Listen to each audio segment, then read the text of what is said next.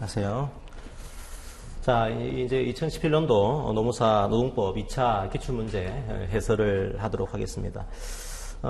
전반적으로 이제 문제는 지문은 생각보다 그렇게 아주 크진 않았어요. 더 넓힐 수도 있는데 상당히 좁혔는데 오히려 저는 조금 문제 지문이 좀 작은 게 조금 오해 소지가 많았던 지문이다. 이게 좀 정확하게 문제 지문이 나왔어야 하는데 예를 들면 이런 것들이죠. 이제 직장 폐쇄하는 것들도 보시게 되면 알겠지만 업무 복귀 의사를 피력을 내요. 복교사를 피력을 하는데 그게 노조가 피력을 한 것인지 아니면 전체 조합원이 피력한 것인지 좀 애매해요. 이게 누가 복교사를 밝히는가에 따라서 이게 달라지거든요. 노조가 밝힌 것이랑 전체 조합원이 뭐 근로제공 확약서 이런 걸 통해서 밝힌 것이랑 판례 의미가 완전히 달라지는데 문제를 통해 충분히 알 수는 있지만 조금 모호하게 표현된 부분들이 몇 개 보입니다. 이런 것들은 조금 이제 출제하시는 분들이 좀 중요한 파트니까 좀 오해의 수지가 없도록 지문을 하는 것도 상당히 중요하겠다 이런 판단을 했어요.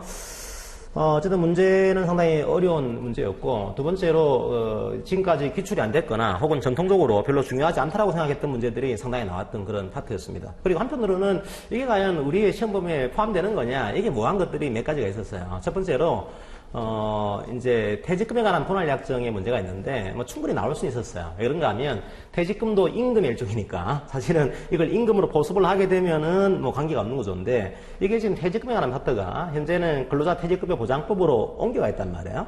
그럼 이게 과연 이제 근로기준법 속에 보습이 되는 그런 주제인 것이냐, 아니면 이게 근로자 퇴직급여 보장법으로 떨어져 나간 부분이니까, 이거는, 이 파트가 아닌 거냐, 이런 논쟁이 될 만한 것들이 분명히 있어요. 그리고, 차별에 대한 문제가 나왔습니다. 이게 기간제법 위반 여부, 근로기준법 6조에 대한 위반 여부, 이걸 제시를 했는데, 제가 이제 이 판례를 1차 시험 볼 때는 아주 짧게 제가 교재에 실어놨고요. 2차 할 때는 상세히 보지도 않았어요. 왜 그랬는가 하면 아주 중요하게 판단 안 했습니다. 이게 근로기준법 6조에 대한 정확한 기준을 제시한 게 아니고요. 아주 그냥 헌법적인 평등권을 얘기한 파트예요. 같은 것은 같게, 다른 것은 다르게. 이 파트를 가지고 낸 건데, 과연 이렇게 근로기준법에 대한 이 문제를 볼 수 있냐, 이런 문제가 있었는데, 오히려 그래서 그런 문제들은 판례의 결과를 알고 있냐, 이게 중요한 게 아니고, 이 판례를 네가 분석적으로 비평할 수 있냐 이게 더 중요한 채점 포인트가 될 거야. 그래서 어떤 분들은 이 판례 결론을 알고 있다. 결론을 알고 있기 때문에 이건 상당히 내가 점수를 얻었을 거다. 오해를 하시는데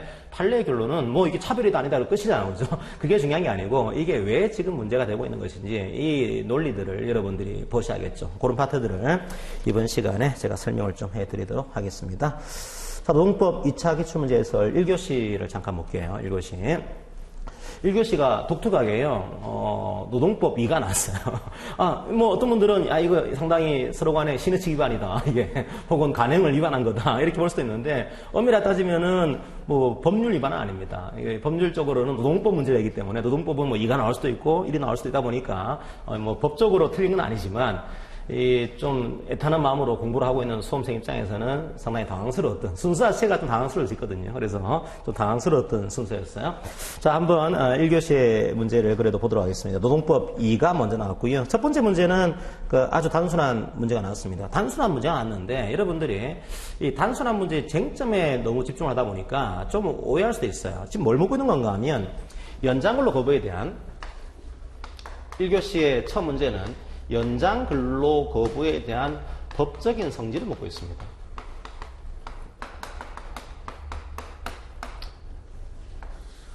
이게 25점짜리니까 이렇게 나왔겠죠, 그죠? 만약에 50점짜리면은 이에 대한 법적인 성질과 이에 대한 정당성을 논하시오라고 해서 아마 두 가지 문제로 동시에 나왔을 거예요. 그런데 법적인 성질을 묻겠다는 얘기는 그렇게 내가 어렵게 내지는 않겠다. 이걸 보여주건 하나의 문제라 볼 수가 있어요.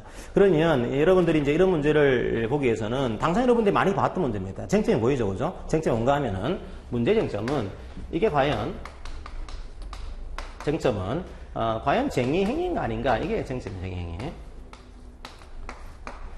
이게 왜 쟁의행위인가 아닌가가 쟁점인가 하면 연장근로라고 하는 것이 두 가지 측면이 있습니다. 하나는 어떤 측면이 있는 거죠? 연장근로 거부가 단순하게 혼자서 한 게 아니고 집단적으로 하고 있어요, 이게. 그죠? 그러면 이게 두 가지 섞여 있는 거예요. 집단적으로 연장근로를 거부하다 보니까 자, 연장근로 연장 근로 거부에 관한 측면들은 일종의 다른 쟁행위하고는 뭐가 차별이 있는 거야. 왜 다른 행위는요? 다른 쟁행위는 개별 근로자의 권리 의무에 대한 것들을 얘기하고 있는 것이 아닙니다. 그런데 이 연장 근로 거부를 하는 걸 보니까 연장 근로는 개인의 권리면서 또 서로 간에 합의가 되면 해야 되는 의무인 거잖아요. 그죠? 그래서 다른 쟁행위하고는 다르게 일종의 권리 의무의 실현이라고 하는 이런 측면이 또 담겨 있는 거예요. 다른 파업이나 태업과하고는 다른 성질을 가지고 있는 겁니다. 그런데 또 이게 집단적으로 되다 보니까 좀 사용자를 압박을 하려고 하는 삼작에 압력을 가한다라고 하는 그런 쟁의의 성질을 동시에 가지고 있는 거야. 그러면 이게 한편으로는 쟁의의 성질도 가지고 있기는 하지만 개인적인 권리 의무의 실현이기도 한 이 연장근로 거부에 대해서 법적인 성질을 쟁의 행위로 볼 것인가 아닌 것인가 이걸 여러분들이 이제 정리해야겠죠, 그죠? 이게 쟁점이에요. 그러면 당장 여러분이 들어가야 될 게 이게 제가 그 쟁점을 얘기할 때는 아주 앞쪽에서 강의를 하다 보니까 그렇지만은 이 법적인 논제의 쟁점이 이게 쟁의 행위인가 아닌가에 대한 것들로 초점이 맞춰진다고 한다면 쟁의 행위에 대한 것들을 이해를 해야겠죠, 그죠? 과연 그럼 쟁의 행위가 뭐냐? 이걸 먼저 적어줘야 돼요. 그렇지 않은 경우에 갑자기 이게 쟁의 행위인지 아닌지 따져보겠다. 업무의 정상 운영을 제외하고 있기 때문에 쟁의 행위인 것이다? 아닌 것이다. 이게 뭐 저희들은 충분히 공부를 했기 때문에 이해가 되는 내용이지만 갑자기 이 논리를 따라가는 분 입장에서는 당황스러워졌어요, 이게.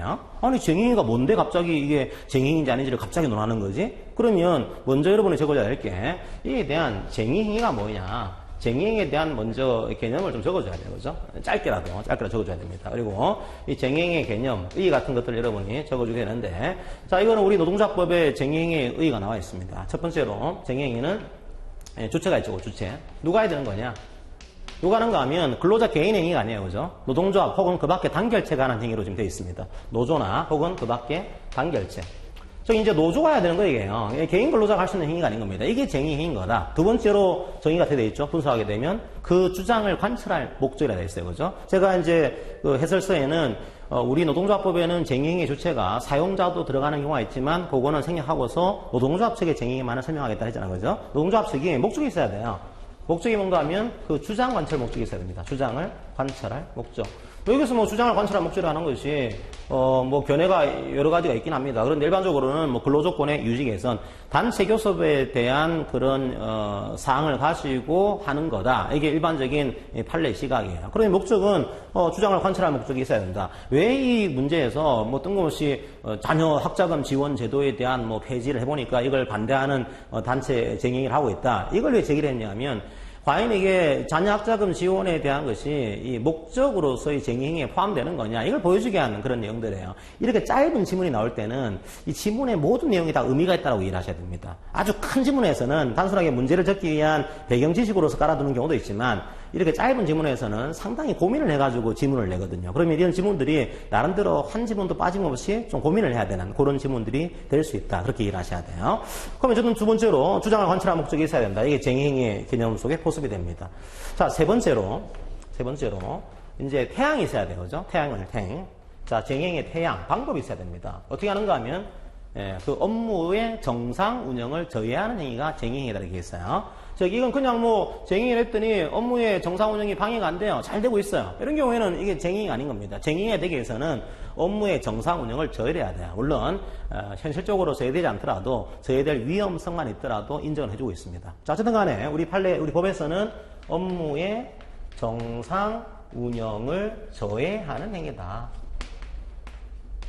자, 이게 바로 쟁의행위인 거다. 이게 쟁의인 거니까 과연 집단적으로 연장근로를 거부한 것이 쟁의행위, 이런 쟁의행위에 포함되는지 우리가 한번 따져보겠다. 그런 식으로 여러분들이 문제를 제시를 해야겠죠. 그죠? 그러면 이제 본론적으로 그럼 과연 이게 집단적인 연장근로 거부 행위가 집단적인 연장근로의 거부가 자, 집단이죠. 그죠? 개인이 하는 연장근로 거부는 쟁의가 아니에요. 그죠? 집단적인 연장근로 거부 행위가 자, 과연 쟁의행위에 포함되는 거냐 따져봐야겠죠, 그죠? 자, 따져보게 되면 여러분들이 쟁의행위 개념을 받기 때문에 한 가지씩 밟아가시면 돼요, 그죠? 물론 이런 준법 투쟁 형태의 쟁의행위에 해당 여부는 제일 중요한 것이 3번이지만 1, 2번이 의미가 없는 게 아니에요, 그죠? 1, 2번도 쟁의행위 요건 속에 포섭이 됩니다. 따라서 이것도 간략하게 적어주시는 것이 훨씬 더 바람직해요.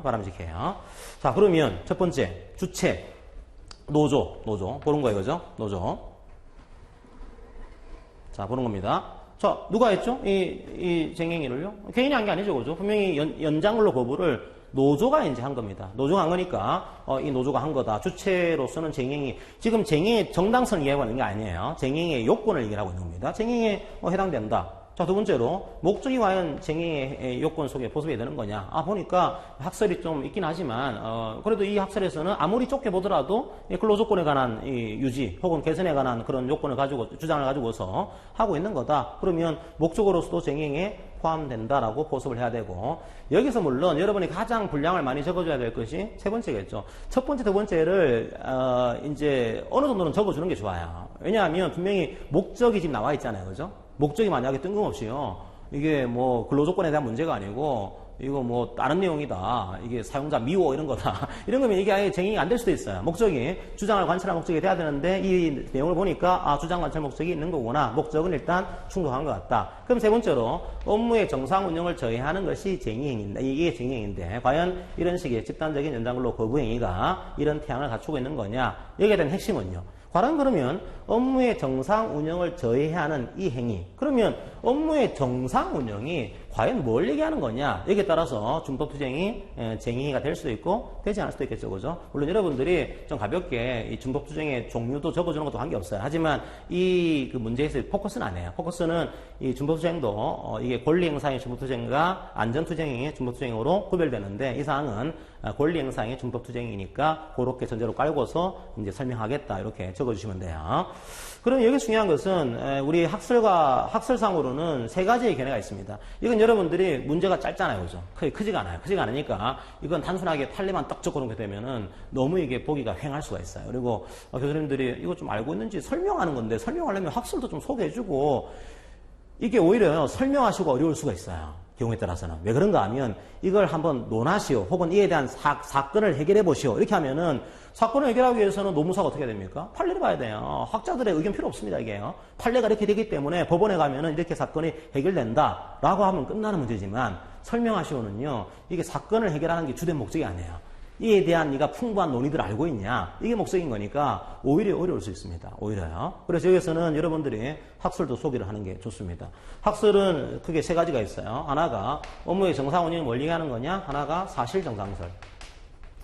자, 업무의 정상 운영은 업무의 적법한 운영을 저해하는 것, 이걸 얘기하는 게 아니고, 사실상 해왔던 업무가 저해가 되면은 그게 업무가 저해가 된 거다. 이 견해가 바로 사실 정상설의 그런 견해로 이해를 하시면 돼요. 이 정상설의 견해는 어떤 사실을 존중한다라고 하는 그런 측면이 있습니다. 하지만 약점도 있어요. 약점은 아니 이건 적법한 업무를 그럼 보호하지 않겠다는 거냐, 이런 식의 약점들도 등장할 수가 있어요. 자, 그게 학설이 하나가 등장하고 있고, 두 번째로 이게 법률 정상설. 아니야, 그게 아니고 이제 법적으로 적법한 업무만 보호하겠다, 그 업무가 저해되는 것이 바로 쟁의행위인 것이다. 자, 이런 견해가 또 하나가 있습니다. 자, 세 번째로 무슨 견해가 있는가 하면 준법투쟁을 종류가 두 가지가 있다고 했잖아요, 그죠? 그 종류 두 가지를 여기서 소개하시더라도 큰 문제가 없어요. 종류는 크게 권리행사형의 준법투쟁, 권리행사형의 준법투쟁, 또 한 가지는 안전투쟁형의 준법투쟁, 이 두 가지가 있습니다. 이 두 가지를 어떤 학자들은 구분을 해요. 구분해서 안전투쟁형은 진짜 생명과 신체 안전을 위한 건데, 이거는 사용자한테 저해되는 업무가 없는 거 아니야? 저해되는 업무 자체가 없는 거 아니냐? 없는 거니까 이거는 쟁행에 해당이 안 돼, 이런 견해. 하지만 이제 권리행사형의 준법투쟁, 이것들은 사실상 해왔던 업무가 방해된 거니까 이거는 저해되는 업무가 될 수가 있다. 두 가지를 이분을 해서 요거는 쟁행이, 요거는 쟁행이가 아닌 것으로 이렇게 구분하는 견해가 있습니다. 우리 판례는 어떤 견해를 취하고 있을까요? 우리 판례 태도는 여기 삭설 소개해 주시고, 판례는 사실 정상의 입장에 따라서 사실상 관행적으로 해왔던, 통상적으로 이루어져 왔던 그 업무가 저해가 됐으면 이걸 쟁행위로 파악을 하고 있다. 그렇게 여러분들이 정리를 내리시면 되는 그런 형태가 지금 되어 있습니다. 자, 그러면 이걸 뭐 사안을 정리하게 되면은 마지막으로 이 성질을 따져보는 거죠. 성질은 이게 쟁의행위다. 왜요? 주체가 노조가 한 것이고, 두 번째로 목적이 근로조건 개선과 유지에 있었고, 세 번째로 업무의 정상 운영을 판례의 태도에 따르게 되면 사실적으로 저해를 했기 때문에, 자, 이 내용들은 사실 정상설 입장에 따르면은 쟁의행위에 해당한다고 볼 수 있다. 그렇게 여러분들이 결론을 만들어내시면 됩니다. 자, 거기에 이제 그 1교시의 양가로 1번의 문제였고요. 양가로 2번의 문제는 직장 폐쇄의 법적인 정당성에 대해 설명하시오, 이 문제인데, 상당히 어려웠어요. 제가 이 모의고사도 2번씩이나 내고 그렇게 했지만, 실제로 모의고사에 안 나온 쟁점이 하나 들어가 있습니다. 물론 이 기본 이론서에는 들어가 있습니다. 들어가 있는 건데 안 나온 게 들어가 있어요. 잘 보시게 되면 한번 논리적인 흐름을 볼까요? 어떻게 되어 있는지. 이제 노조가 파업을 합니다. 파업을 했어요. 자, 파업을 언제 했냐면 2015년도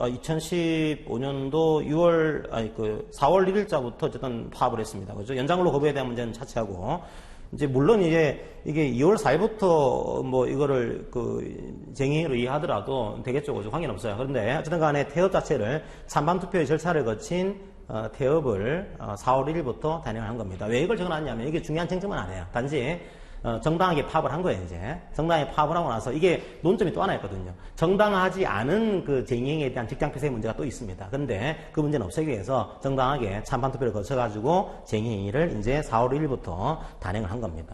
그러면 4월 1일자에 이제 이거 파업을 단행을 했고, 자, 파업을 했더니 소위 얘기하는 이제 1차 직장폐쇄를 단행을 했어요. 6월 1일자로 사업장 전체에 걸친 그런 직장 폐쇄를 1차적으로 단행을 해요. 자, 직장 폐쇄를 하게 되면은 노조도 힘듭니다. 노조 입장에서는 이게 급여가 안 나오거든요. 이 급여가 안 나오게 되면은 뭐 큰 노조에서 나름대로 그 파악기금을 마련해 두고 나서 이에 대한 것들을 좀 보충을 한다고 하더라도 이게 너무 파악기간이 길어지게 되면 노동조합도 생활이 힘들어질 수가 있어요. 그래서 사용자는 직장 폐쇄를 굉장히 유용한 노조의 무력화 도구로 악용하는 케이스가 꽤 있는 겁니다. 좀 노조 입장에서도 이제 견디기가 좀 힘드니까 어떻게 했냐면 7월 3일자로 업무 복귀 의사를 기록을 해요. 여기서는 지금 이제 을노조가 되겠죠, 그죠? 을노조가 그러니까 이 지문이 약간 좀 불만이 있어요. 이 지문이 을노조가 전체 조합원이 업무에 복귀하겠다. 그 의사를 피력을 해요. 그런데 지문을 잘 보시게 되면 이거는 전체 조합원이 의사를 피력한 게 아니고 우리 노조가 노동조합이 이제 전체 조합원 이제 업무에 복귀할게. 요런 의사를 피력한 것으로 지금 판단이 돼요. 업무 복귀 의사. 이게 많이 다릅니다. 이게 전체 조합원이 나도 업무 복귀하겠습니다. 전체 조합원의 명의로 이걸 낸 거랑 을노조의 개인 명으로 을노조의 그냥 단체 명의로 낸 거랑 이건 의미가 다를 수가 있거든요. 이게 왜 의미가 다를 수가 있는가 하면 이게 왜 사용자가 이제 그 외인 이용들에 대해서 우려하는가 하면 사용자 입장에서는 이런 우려가 있는 거예요. 아니 일단 급한 불 끄고 나중에 또 여전히 또 파업하려고 하는 거 아니냐. 이걸 과연 업무에 복귀하려고 하는 것인지 안 하고 있는 것인지 이게 진짜로 진정한 의사인 것인지 아닌지를 판단해야 되는데 노조위원장이 그냥 자기 명의로 혹은 노조의 명의로 그냥 우리 업무 복귀 할게라고 의사를 피력했는데 야 이게 진짜가 아니면 우리만 손해 아니냐 이런 우려가 있는 거야. 그래서 대개는 그냥 개인이 의사를 피력한 거. 위원장이에요. 나 업무 복귀 할게. 우리 조합원들 설득해가지고 업무 복귀 할게. 라고 했을 경우에 조합원이 이걸 따르질 않아요. 따르지 않게 되면 이게 의미가 없는 거죠. 그죠? 그래서 이 지문이 굉장히 중요한 지문인데 지금 보시기에 따라서는 약간 오해 소지가 있는 그런 지문이었습니다. 제가 볼 때는 이 이후에 이어지는 문제까지 설명을 하기 위해서는 을노조가 지금 복귀 의사를 피력한 것으로 봐야 되게요. 을노조가 전체 조합원 업무 복귀 하겠습니다. 라고 의사를 피력을 했고 이것도 못 믿겠으면 우리가 이제 사과할게요. 이제 그럼 사과하라 그러면 내가 사과 요구 인정하겠습니다. 오케이 이것도 듣겠습니다라고 했는데 이렇게 했음에도 불구하고 사용자 측이 직장 폐쇄를 지금 안 푸는 겁니다. 안 풀고 어떻게 하는가 하면 뒤에서 작업을 하는 거예요. 이제 뒤에서 쟁행에 참가하고 있는 조합원들이 있을 거 아니에요. 그죠? 이걸 노조를 무력화시키려고 하는 실제로는요. 노조를 무력화시키려고 뒤에서 이제 몇 명을 이제 꼬드기는 겁니다. 이제 우리는 그렇게 힘드니까 지금 힘드니까 이제 복귀해. 내가 오케이 해줄게. 근데 저 집행부는 저 강성 노조원들은 우리가 할 수가 없으니까 너희들만 이제 복귀하세요. 그러면 내가 해줄게. 라고 해서 선별적으로 업무 복귀를 시켜버려요. 이거를요. 선별적으로.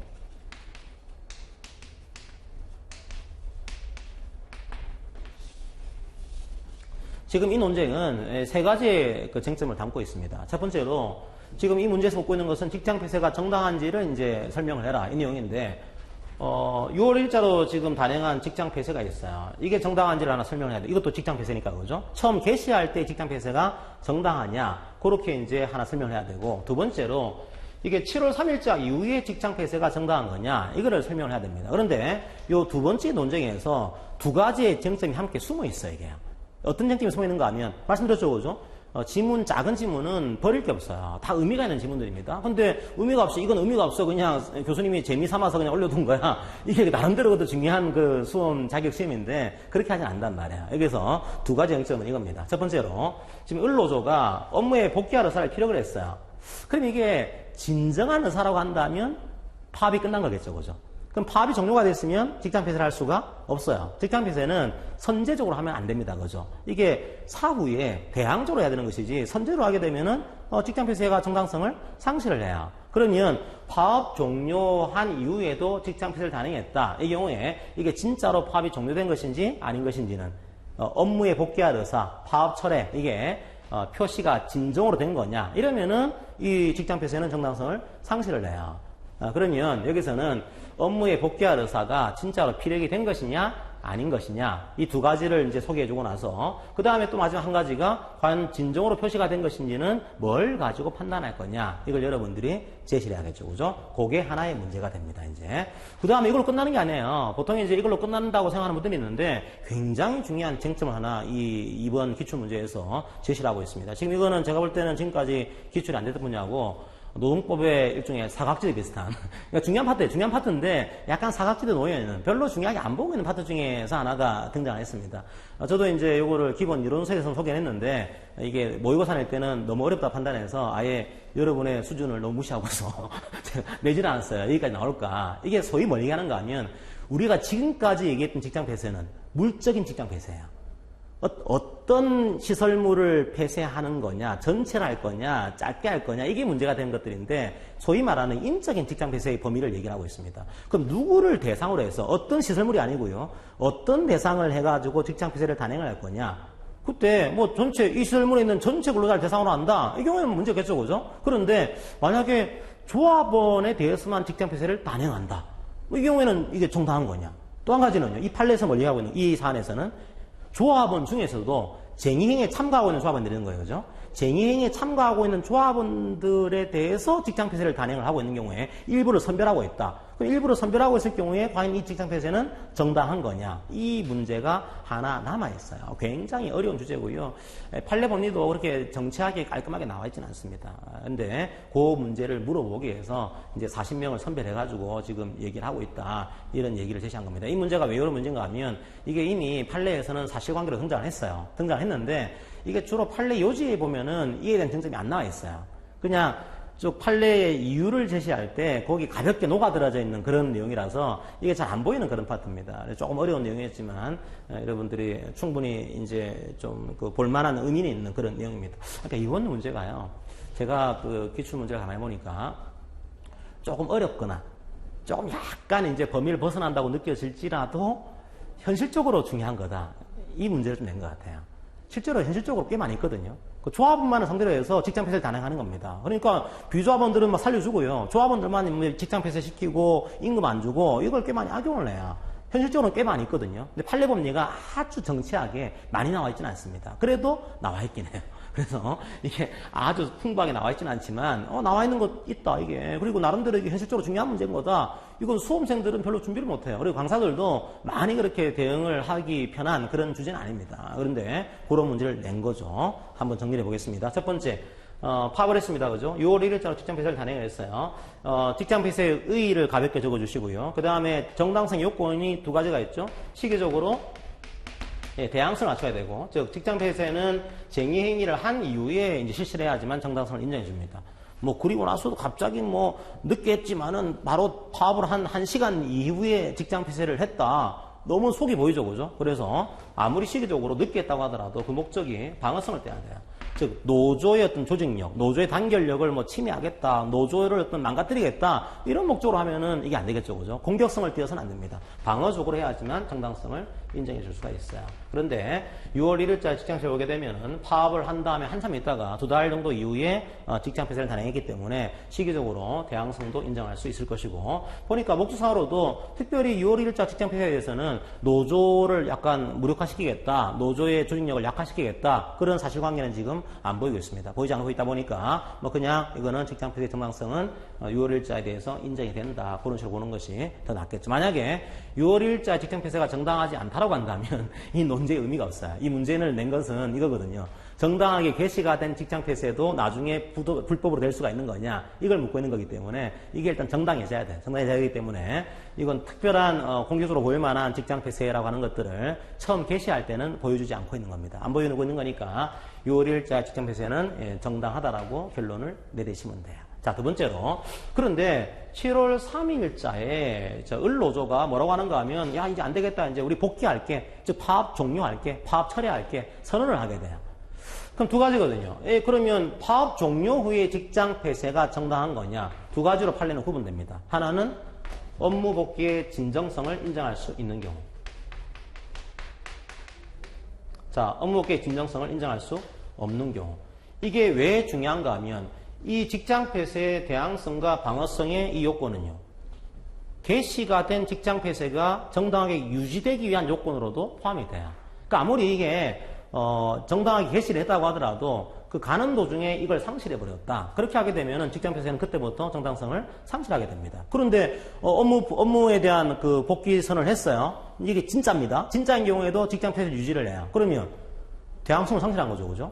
대항성을 상실했다는 얘기는 진짜 목적은 공격적인 거다. 이걸 보여주게 한 겁니다, 이게. 그래서 이게 진정성이 있는 경우에는 직장 폐쇄 유지하고 있다. 이거는 직장 폐쇄의 정당성이 상실되는 거다. 이 두 가지가 동시에 가야 되는 건데 이 직장 폐쇄를 개시한 이후에도 이게 없어졌기 때문에 이때부터는 직장 폐쇄는 정당성을 상실한다. 그렇게 해야 될 거고. 그런데 그냥 이 직장 폐쇄 거를 풀기 위해서 진짜는 내가 쟁행위를 끝낼 의도가 없어요. 의도가 없는데 잠깐 급한 불 끄자. 진정성이 없는 경우에는 사용자가 우려가 되는 겁니다. 아니 또 그러면 또 하면 어떡하지? 그래서 진정성이 없다라고 한다면은 정당성을 여전히 인정할 수가 있는 그런 구조가 만들어져요. 그러면 이게 중요한 것이 업무기가 진정한 의사로 필요하게 된 거냐, 그렇지 않은 거냐, 이걸 과연 뭘 가지고 판단할 거냐, 판단 기준이 문제가 되겠죠, 그죠? 판단 기준에 관해서 올해 4월 달에 중요한 판례가 하나 등장한 겁니다.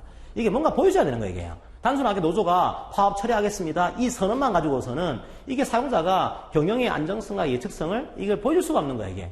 안정적으로 이걸 해야 되는데 그냥 처리선을 했다가 나중에 안 되면 어떡할 거냐, 이 문제 때문에 최근에 나온 판례가 업무 복귀가 진정한 의사인지 아닌지는 집단적으로, 객관적으로 표시가 돼야 되는 거다. 자, 요 판례 법리를, 중요한 판례 법리를 하나 제시를 하게 됩니다. 그러니까 단순하게 노조가 그냥 파업 철회 선언하겠습니다. 이거 가지고 안 된다는 거예요. 왜 그런가 하면 지금 판례가 이렇게 얘기해요. 쟁행위 할 때 어떻게 했냐? 쟁행위 처음 시작할 때 어떻게 했죠? 노조 조합원의 찬성을 통해서 했어요. 그죠?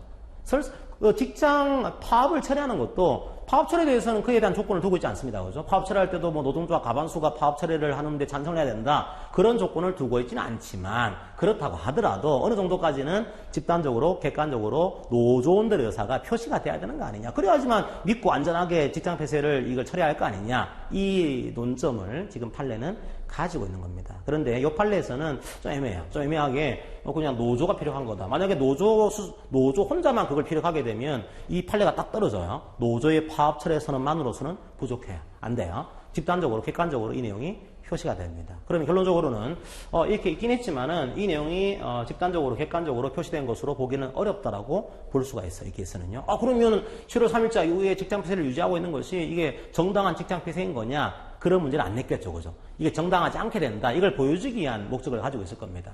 자, 어떻게 했냐면 선별적으로 업무 복귀를 시켜야 거죠. 그러니까 요거 자체만 가지고서는 이 직장 폐쇄를 유지하는 것이 공격적인지가 잘 안 보여요. 안 보이는데 이제 보이는 사례가 등장한 겁니다. 누구를 복귀시켜? 본인 분명히 노조가 이게 객관적으로 표시가 안 돼 있다고 하더라도 업무 복귀 의사를 피력을 했고 사과도 그냥 한다라고 했는데 자기들은 뒤에서 안 받으면서 몇 명은 선별적으로 업무 복귀를 시키고 있다. 요거는 부분적인 직장 폐쇄예요. 부분적인 직장 폐쇄. 우리 판례가 부분적인 직장 폐쇄를 부정하고 있지 않습니다. 심지어요, 쟁행에 참가하고 있는 조합원들의 일부를 상대로 해서 직장 폐쇄를 유지하는 것도 인정한다는 판례도 있어요. 그런데 이 판례는 이제 발레오 만도라든지 상신 브레이크 판례에서는 그걸 부정하고 있는 겁니다. 왜? 눈에 보이는 거죠. 보니까 아무리 그걸 완전히 부정하지는 않지만 이 공격적인 노조의 노조의 조직력 혹은 단결력을 공격할 만한, 이걸 침해할 만한, 저해할 만한 어떤 의도가 보인다. 자, 이 경우에는 이 직장 폐쇄는 방어성을 상실하게 되는 공격적인 목적을 띠게 되는 거죠. 그죠? 보니까 노조를 무력화시키려고 지금 선별적으로 복귀를 시키고 있는 거 아니냐. 이게 전체적인 것들을 종합적으로 보게 되면은 이 선별적으로 복귀를 시킨 것에 대해서는 공격성을 인정할 수 있다.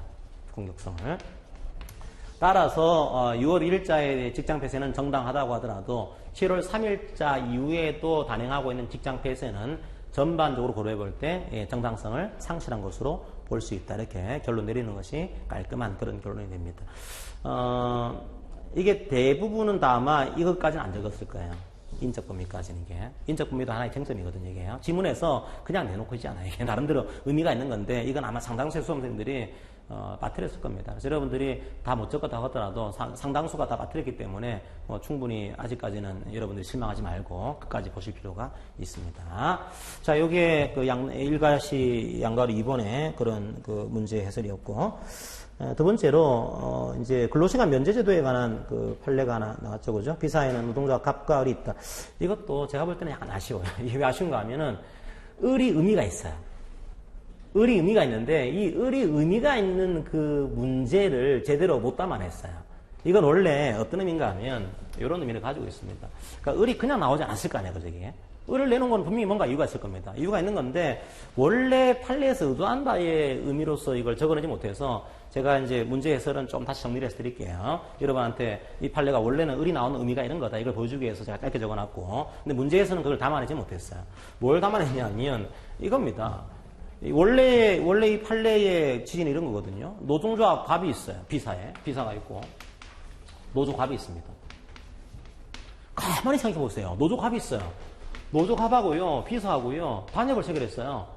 단협별로 전협을 별로 불리하지 않게 체결한 거예요. 좋게 체결한 거예요, 실제로. 원래 근로시간 면제 한도가 예를 들면 법상 제한 있잖아요, 그죠? 법적으로 고시가 됩니다. 노동조합 법에 따르면 근로시간 면제 한도가 조합원 수에 따라서 몇 시간으로 제한된다. 이게 고시가 됩니다. 고시가 되는데 예를 들면 이걸 한 3,000시간으로 제한돼 있다라고 가정해 볼게요.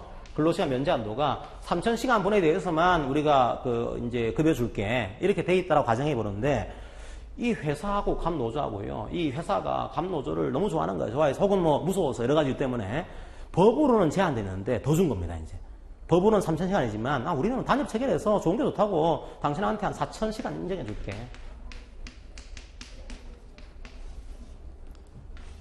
이 문제는 제가 볼 때는 아쉬운 것 중에 하나가 조금 더 어렵게 내려면요. 그렇게 내면 안 돼요, 이게. 예를 들면 법상 3,000시간이라서 3,000시간으로 단협을 체결했다. 그런데 일반 조합원들은 2,000시간분에 지금 급여만 받고 있는데 이 조합 근로시간 면제자에 대해서만 3,000시간을 주고 있다. 이에 대해서 정당한 걸 따져봐라. 이렇게 나와야 되는데 그렇게 안 나왔어요. 오히려 그렇게 나오면 상당히 어려운 문제인데요. 이 문제는 생각보다는 이 판례를 못 본 친구들도 좀 풀 수 있는 형태로 문제가 나와서 조금은 이 판례의 기본 취지를 조금 좀 오해한 그런 지문일 수도 있습니다. 좀 쉽게 낸 거죠. 오히려 교수님께서 문제가 이렇게 나왔으니까 이건 좀 쉽게 내줄게. 이걸 프리타로 생각하시면 안 되고 오히려 문제가 쉽게 나왔다고 생각하셔야 돼요. 법적으로 정해져 있는 이 시간에 대해서 4,000시간으로 더 준 겁니다, 이게요. 갑노조가 비사가 우리에 대해서 부당노동 행위했어. 구제해줘. 구제 신청할까요? 이 갑노조가요? 안 하겠죠. 갑노조가 미쳤다고 해가지고 부당노동에 대한 구제 신청하겠어요, 그죠? 그런데 여기에 을노조가 있는 겁니다. 을노조. 노조리 있는 거예요. 노조리 있는데 자기들은 근로시간 면제제도가 좀 체결이 안 돼 있어요, 이게요. 단협을 체결 안 하고 있는 상황입니다.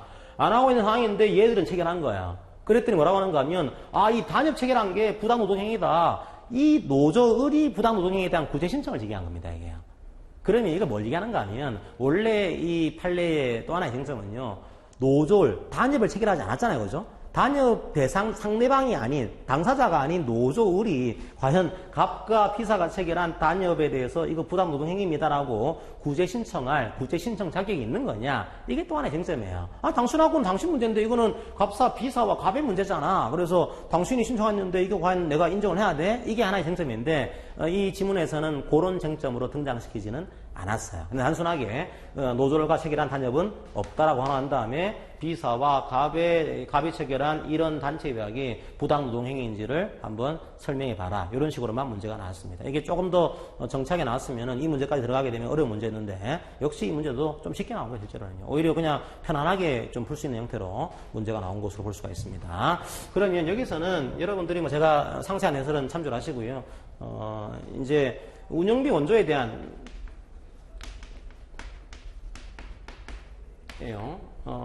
전임자 급여 지급이 문제가 되죠. 그죠? 그러니까 운영비 원조할 때 이게 전임자 급여 지급도 이 안에 포함되는 구조입니다. 자, 이런 것들을 금지를 시키면서 단지 우리 판례에서는 지금 이제 세 가지 형태만 되어 있으면 세 가지 형태에 대해서만 돈 주는 거 우리가 인정해 줄게. 즉 돈을 주는 걸 막을 이유는 노동조합 자주성을 이제 침해하는 거 하지 마라. 이걸 목적으로 막아두고 있는 거죠. 첫 번째가 이제 근로시간 면제자한테 돈 주는 거. 자, 근로시간 면제한 돈 주는 것들은 이미 노동조합법에 허용을 했기 때문에 이건 뭐 노동조합법에 의한 것들은 인정해 줄게 라고 얘기를 하고 있고, 두 번째로 이제 단순한 돈을 주는 게 아니고 기금을 이제 구제 등을 위한 기금을 기부한다. 재액을 방지하기 위한 기금을 기부한다. 그 경우 구제 등을 위한 기금 기부. 자, 이 경우도 그냥 노동자 자주성을 침해할 우려가 있는 그런 사항이 아닌 거니까 법적으로 양해를 해주고 있는 겁니다. 인정을 해주고 있는 거예요. 그 다음에 최소한 규모의 조합사무소를 제공하는 경우, 조합사무소.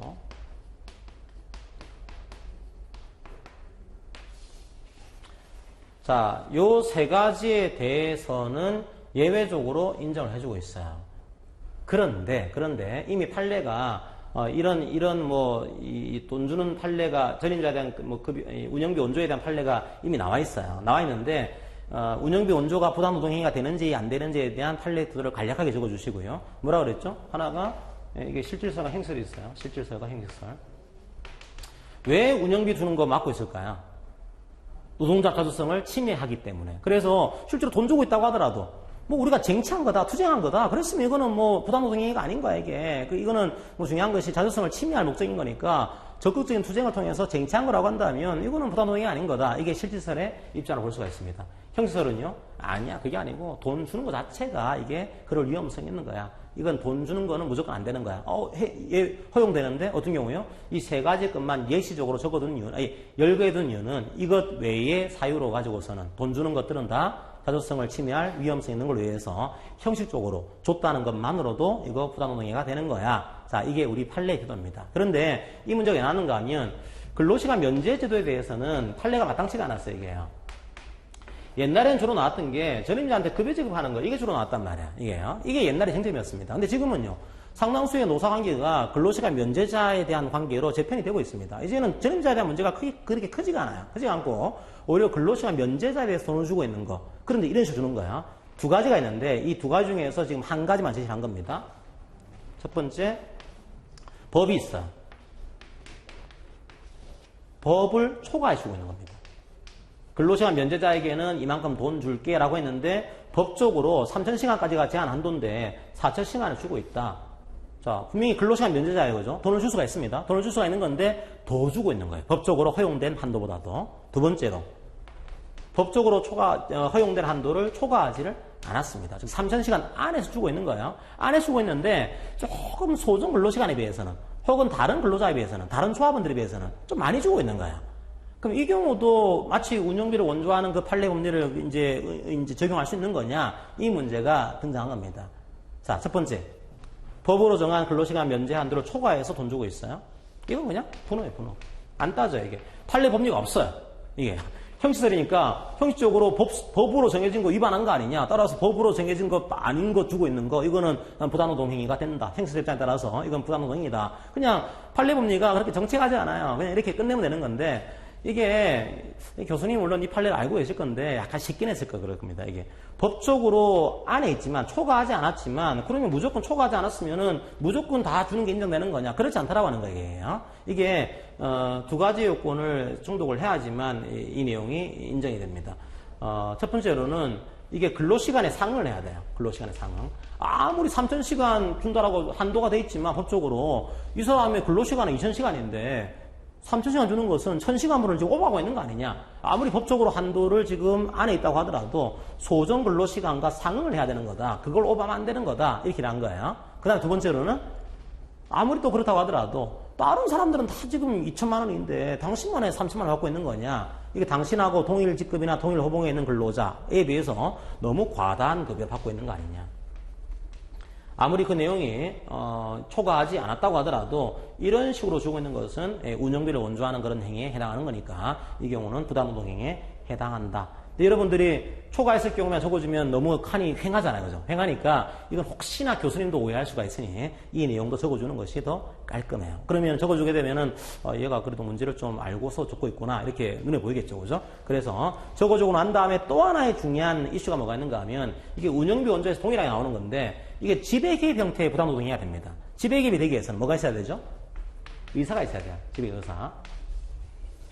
아니, 난 우리 노동조합 조직력을 약화시키려고 그런 의사를 가지고 한 게 아니고 그냥 노동조합하고 그냥 잘해보려고 하는 건데 이게 무슨 지배개입 의사인 거냐라고 했더니 우리 판례에서는 적극적으로 구체적인 의사가 없더라도 이게 법적으로 안 되는 거다. 그걸 인식하고서 돈 주는 것만으로도 지배개입 의사가 있다라고 하는 이런 식으로 판례가 나오게 되죠. 즉, 돈 주는 문제에 대해서는 아주 형식적으로 그냥 이것 왜 주면은 그 의사가 있는 거야. 이렇게 보는 거예요. 이게 법적으로 안 되는 건지는 알고 있죠. 예, 그렇긴 한데 우리는 노동자 조직을 약화시키려고 한 게 아니고 서로 잘해보려고 한 겁니다. 그래도 그렇게 하면 안 되는 거 알고 계신 거죠? 알고는 있지만, 그러면 끝났어요.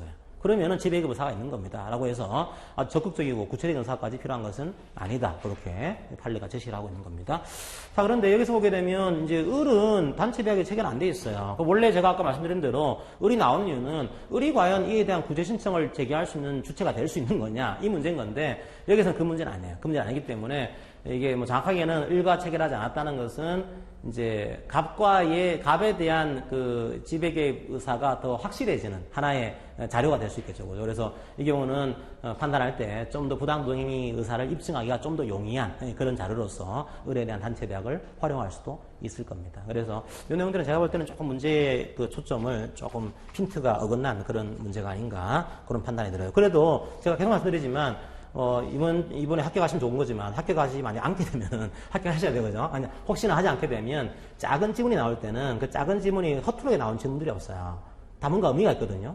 이 갑자기 이제 한 3분의 1은 쭉 나왔는데 3분의 1이 이상하게 들어가 있어요. 들어가 있는데 얘가 왜 들어가 있을까? 이건 고민해야 되잖아요. 그죠? 이 고민 안 하고서 이건 그냥 교수님이 이 문제 내시다가 할 일 없어가지고 추가한 거야. 이런 문제 없어요. 교수님도 나름대로 여러분들의 상황을 알고 문제를 했을 건데 여기 과연 어떤 의미일까? 고민해 보시고 고민하도 안 나오면 그냥 넘어가겠죠. 그죠? 그런데 고민해 보면 나오는 그런 그 기본 이론서에서 나오는 거리들이 나올 수가 있습니다. 그런 것들을 여러분들이 놓치지 마시고 적어주는 것도 이게 왜냐하면 그런 걸 적어줘야 돼. 지금은 이런 걸 안 적어주게 되면 7%, 8%, 9%, 10% 합격률인데 그 합격률에 들기 위해서는 논점을 놓치시면 안 돼요. 논점을 놓치면 자기가 아무리 이거 나 판례 알고 있어 막 적었다고 하더라도 이 논점이 또 하나의 점수거든요. 상당히 어려워질 수가 있습니다. 그런 것들을 여러분들이 이해하시고서 저도 이제 앞으로 좀 그런 고민했습니다. 앞으로 어떻게 해야 될까 이게. 그럼 사소한 판례까지 다 소개를 해야 되나 이제. 그렇게 해야 되겠더라고 이제 보니까. 이제는 오히려 기본 이론반은 전체를 쭉 훑어드리고 나머지는 진짜 쟁점 중심으로 나와 있는 것들을 가지고서 판례의 사소한 것까지 소개해드리는 식으로 이렇게 앞으로는 가야 되지 않나. 왜냐하면 거기서 문제가 나와버리니까 상당히 당황스러운 그런 측면들이 있습니다. 그런 것들을 여러분들이 이해하시고서 좀 보시길 바랍니다. 자, 그렇게 해서 1교시 노동법 문제에 대한 해설을 마치도록 하겠습니다.